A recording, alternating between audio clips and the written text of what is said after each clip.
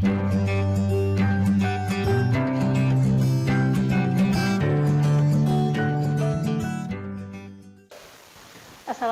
warahmatullahi wabarakatuh. Perkenalkan, nama saya Hesti Sapitri. Di sini saya akan membahas materi mengenai manajemen mutu.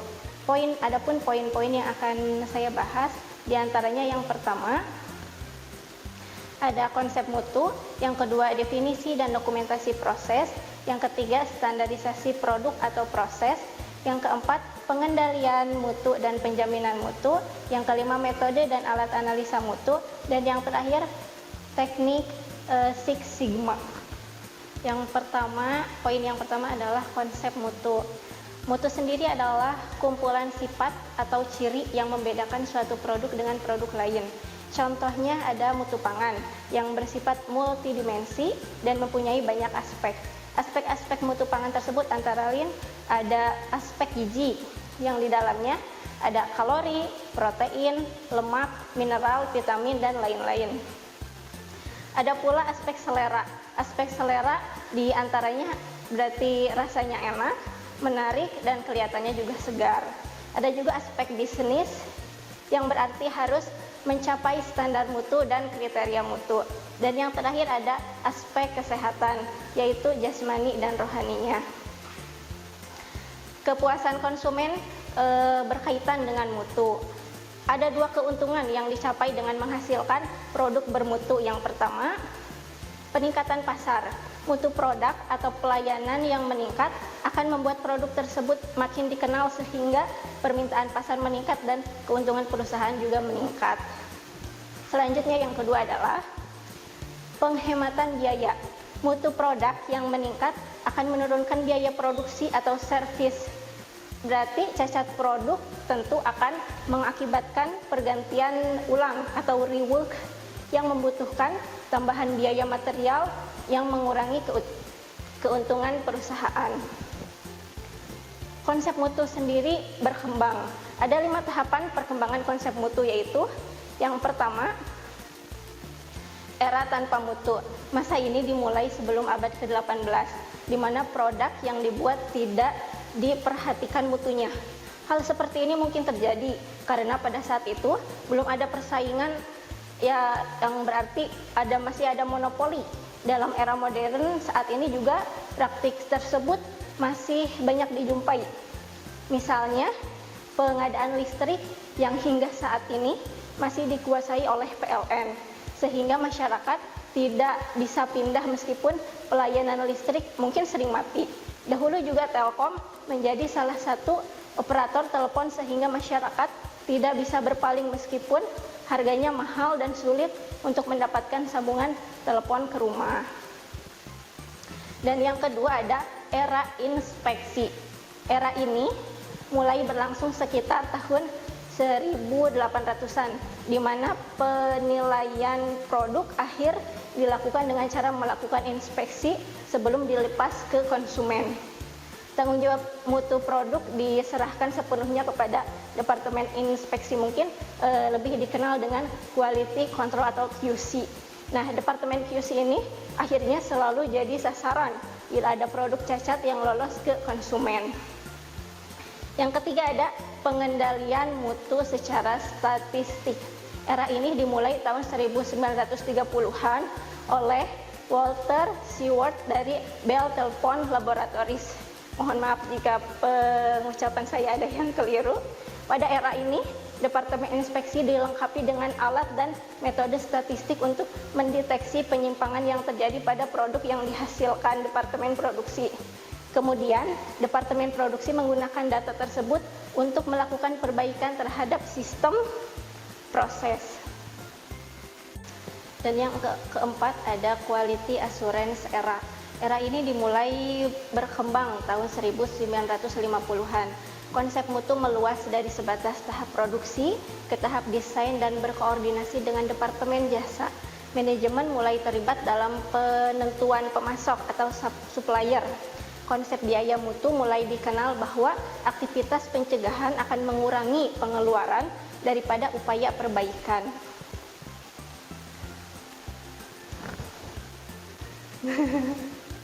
Mulai. Yang keempat ada quality assurance era. Era ini mulai berkembang tahun 1950-an. Konsep mutu meluas dari sebatas tahap produksi ke tahap desain dan berkoordinasi dengan departemen jasa. Manajemen mulai terlibat dalam penentuan pemasok atau supplier. Konsep biaya mutu mulai dikenal bahwa aktivitas pencegahan akan mengurangi pengeluaran daripada upaya perbaikan cacat yang sudah terjadi. Yang kelima ada strategi quality management atau total quality management. Sistem ini didefinisikan sebagai sistem manajemen strategis dan integratif yang melibatkan semua manajer dan karyawan serta menggunakan metode-metode kualitatif dan kuantitatif untuk memperbaiki proses-proses organisasi secara berkesinambungan agar dapat memenuhi dan melampaui harapan dari pelanggan. Nah, poin yang kedua adalah definisi dan dokumentasi proses. Dokumentasi proses adalah aktivitas yang dilakukan untuk mengetahui kondisi saat ini. Ini merupakan langkah pertama usaha peningkatan. Hal penting yang harus diingat adalah tujuan dari dokumentasi proses adalah mendokumentasikan proses yang dilakukan saat ini, bukan bagaimana seharusnya proses tersebut dilakukan. Dalam dokumentasi proses ada kegiatan mengidentifikasi proses bisnis. Terdapat dua cara untuk melakukannya. Yang pertama, membuat daftar seluruh proses bisnis yang ada di perusahaan. Usaha ini didasarkan pada pedoman sertifikasi ISO 9000. Dan yang kedua ada memetakan elemen-elemen berikut secara terurut. Yang pertama, strategi organisasi yang dibuat oleh stakeholder. Yang kedua ada stakeholder yang di dalamnya ada orang, organisasi atau institusi yang dipengaruhi atau memiliki kepentingan tertentu terhadap organisasi dalam proses bisnisnya. Yang keempat ada ekspektasi atau harapan dari stakeholder terhadap produk atau jasa yang dihasilkan organisasi. Dan yang terakhir ada proses bisnis yang membuat atau mendukung dan memungkinkan produk atau jasa tersebut dapat diproduksi. Poin yang ketiga ada standarisasi produk atau proses. Standar produksi adalah panduan yang dapat dipergunakan dalam proses produksi. Standar produksi memberikan pedoman sebagai dasar untuk pengambilan keputusan-keputusan mulai dari desain, fabrikasi, perakitan, sampai menjadi produk jadi. Standarisasi merupakan penentuan ukuran yang harus diikuti dalam memproduksikan sesuatu. Standarisasi adalah proses pembentukan standar teknis yang bisa menjadi standar spesifikasi, standar cara uji, standar definisi, prosedur standar, dan lain-lain. Standar produksi sendiri harus atau sedapat mungkin diikuti agar kegiatan maupun hasilnya boleh dikatakan dapat diterima oleh umum dengan menggunakan standar atau ukuran yang merupakan hasil dari kerjasama pihak-pihak berkepentingan dalam industri di perusahaan itu berada. Dalam konteks layanan pelanggan, standarisasi mengacu pada proses pengembangan standar internasional yang memungkinkan organisasi untuk memusatkan perhatian mereka pada memberikan keunggulan dalam pelayanan pelanggan. Proses standarisasi sendiri meliputi proses perencanaan kegiatan dan fungsi untuk mempersiapkan seperangkat rencana dan instruksi untuk menghasilkan bagian. Perencanaan dimulai dengan gambaran teknik, spesifikasi, bagian atau daftar bahan, dan ramalan permintaan. Hasil dari perencanaan ini adalah yang pertama, rute yang menetapkan operasi urutan, pusat-pusat kerja, standar, perkakas atau perlengkapan. Selanjutnya yang kedua, ada proses rencana yang biasanya menyediakan lebih rinci instruksi kerja langkah demi langkah termasuk dimensi yang terkait dengan operasi individu. Parameter permesinan, setup instruksi, dan pemeriksaan jaminan kualitas. Fabrikasi dan perakitan untuk mendukung pembuatan gambar sebagai lawan dari gambar teknik untuk menentukan bagian. Selanjutnya, perencanaan proses manual didasarkan pada pengalaman seorang insinyur manufaktur dan pengetahuan tentang sarana produksi, peralatan, kemampuan mereka, proses, dan perkakas. Selanjutnya, kita akan membahas mengenai pengendalian mutu dan penjaminan mutu. Pengendalian mutu terpadu atau TQC adalah suatu sistem yang memadukan pengembangan, pemeliharaan, dan perbaikan mutu usaha untuk mencapai produksi pada tingkat yang paling ekonomis dan dapat memenuhi kepuasan pelanggan atau konsumen. Dalam penerapannya, TQC membutuhkan partisipasi dari semua orang atau karyawan dan melibatkan semua fungsi departemen yang ada di dalam suatu perusahaan atau disebut dengan company-wide quality control. Dalam pelaksanaannya juga, program TQC ini dilandasi oleh beberapa hal. Yang pertama ada people building, yaitu manusia sebagai subjek yang dinamis sehingga sangat penting adanya usaha untuk meningkatkan kualitas sumber daya manusia yang ada. Yang kedua, ada team building, adanya pembentukan kelompok-kelompok kecil yang dinamis yang berupaya untuk menyelesaikan masalah operasional di lokasi kerjanya masing-masing. Yang ketiga ada marketing. Semua usaha atau langkah tindakan perlu mencerminkan kepuasan bagi pihak yang menggunakan hasil kerja kita atau disebut dengan istilah populer, yaitu the next process in our customer. Yang keempat ada problem is opportunity for progress. Semua masalah yang timbul jangan dihindari. Justru masalah dijadikan suatu kesempatan untuk melakukan sesuatu perbaikan atau improvement. Jaminan mutu berbeda dari pengendalian mutu, baik sebelum maupun ketika proses tersebut berlangsung. Penekanan ini bertujuan untuk mencegah terjadinya kesalahan sejak awal proses produksi. Jaminan mutu didesain sedemikian rupa untuk menjamin bahwa proses produksi menghasilkan produk yang memenuhi spesifikasi yang telah ditetapkan sebelumnya. Jaminan mutu adalah sebuah cara memproduksi produk yang bebas dari cacat dan kesalahan. Jaminan mutu adalah pemenuhan spesifikasi produk secara konsisten atau menghasilkan produk yang selalu baik sejak awal.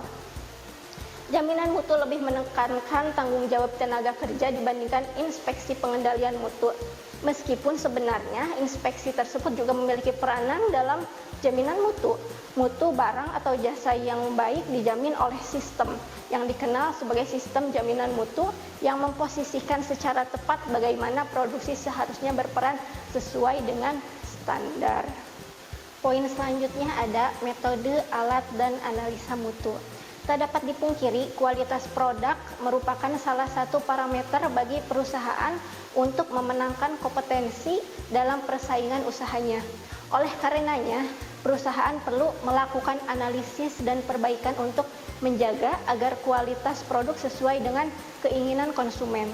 Salah satu quality management tools untuk mengurangi cacat pada produk di sebuah perusahaan atau organisasi adalah penggunaan metode 7 tools. 7 tools merupakan alat-alat yang menggambarkan proses statistik sehingga pengamatan dapat mengendalikan mutu dengan menggunakan teknik statistik. Tujuan metode 7 tools yaitu dapat digunakan sebagai alat untuk mengendalikan kualitas dari produk yang dihasilkan perusahaan. Adapun tujuan penggunaan metode 7 tools adalah yang pertama, menekan jumlah produk, barang, dan jasa yang cacat. Yang kedua, menjaga agar produk, barang, atau jasa yang diberikan sesuai dengan spesifikasi dan standar yang telah ditetapkan oleh perusahaan. 7 tools digunakan sebagai metode untuk menganalisa mengenai penyimpangan atau cacat pada sebuah produk, barang, atau jasa yang terjadi sehingga mencari penyebab dari cacat produk tersebut. Adapun ketujuh alat tersebut adalah yang pertama, lembar pemeriksaan atau check sheet. Check sheet atau lembar pemeriksaan adalah lembar pengumpulan data yang digunakan untuk memonitoring suatu kegiatan dalam periode tertentu. Bisa dilihat di sini contoh dari check sheet. Dan yang kedua ada Adapun ulah yang kedua tujuannya. Tujuan penggunaan check sheet ini adalah yang pertama, memudahkan para pengamat untuk mengevaluasi suatu peristiwa dalam waktu tertentu. Yang kedua, menjamin bahwa data dikumpulkan secara teliti dan akurat oleh pengamat atau karyawan untuk diadakan pengendalian proses dan penyelesaian masalah. Yang ketiga, mendapatkan sejumlah informasi seperti distribusi proses produksi, jumlah produk yang cacat, tempat atau lokasi bagian yang cacat, dan penyebab kecacatan. Yang kedua ada histogram. Histogram adalah diagram batang yang menunjukkan tingkat variasi pengukuran data. Histogram memudahkan menilai data yang diambil pengamat dapat dibaca oleh masyarakat umum. Bisa dilihat contoh dari histogramnya, ya seperti ini. Dan yang ketiga ada stratifikasi. Stratifikasi adalah tabel yang digunakan untuk mengelompokkan data berdasarkan kategori. Misalkan, stratifikasi digunakan untuk mengklasifikasi kecacatan suatu produk ke dalam beberapa kelompok. Tabel stratifikasi ini dapat dimanfaatkan untuk mengetahui atau melihat secara lebih terperinci pengelompokan faktor-faktor yang akan mempengaruhi karakteristik mutu. Nah, penguraian stratifikasi ini misalnya dilakukan menurut jenis kesalahannya, penyebab kesalahan atau kerusakan, lokasi kesalahan atau kerusakan, bahan, material, hari pembuatan, unit kerja, pekerjaan, atau pembuat, penyalur, dan lain sebagainya. Yang keempat ada diagram Pareto.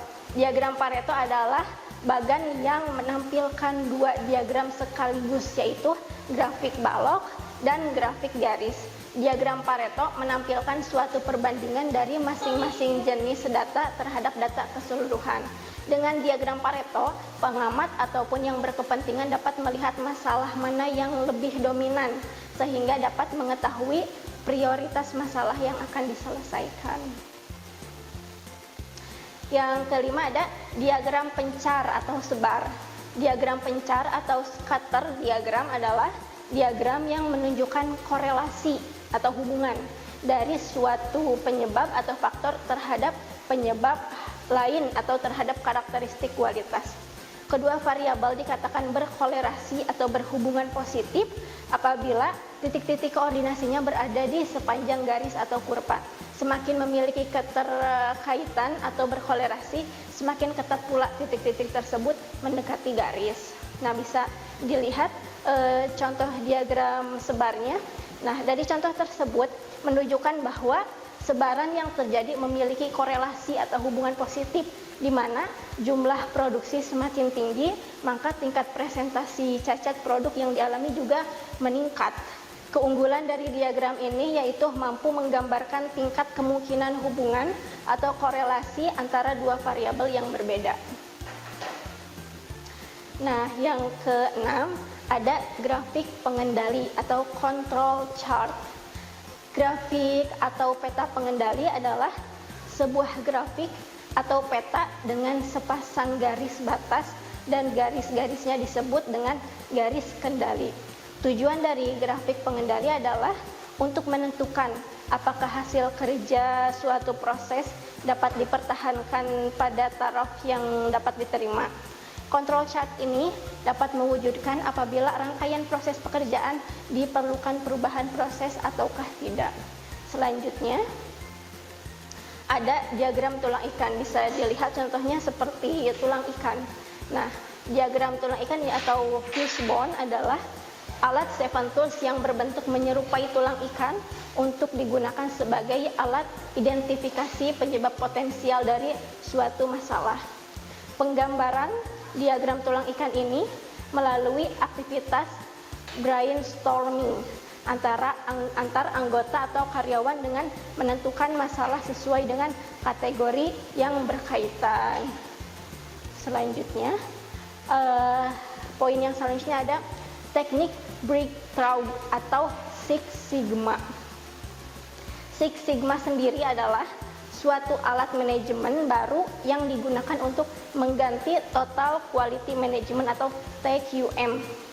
Sangat terfokus terhadap pengendalian kualitas dengan mendalami sistem produksi perusahaan secara keseluruhan. Memiliki tujuan untuk menghilangkan cacat produksi, memangkas waktu pembuatan produk, dan menghilangkan biaya. Six Sigma sendiri disebut dengan sistem komprehensif. Maksudnya adalah strategi, disiplin ilmu, dan alat untuk mencapai dan mendukung kesuksesan bisnis. Six Sigma disebut strategi karena terfokus pada peningkatan kepuasan pelanggan. Disebut disiplin ilmu karena mengikuti model formal yaitu DMAIC atau Define, Measure, Analyze, Improve, dan Control yang digunakan bersamaan dengan yang lainnya seperti diagram Pareto dan histogram. Selanjutnya, DMAIC sendiri itu adalah yang pertama ada define. Fase didefinisikan, menetapkan apa masalahnya dan apa yang diperlukan untuk memperoleh solusi. Dalam proses ini, kita menetapkan dengan jelas masalahnya, sasaran akhirnya, dan cakupan yang diperlukan untuk mencapainya. Yang kedua ada measure. Setelah memahami tentang masalah proses yang dihadapi, selanjutnya hal yang harus dilakukan adalah menguraikan perubahan yang telah dibuat pada proses itu.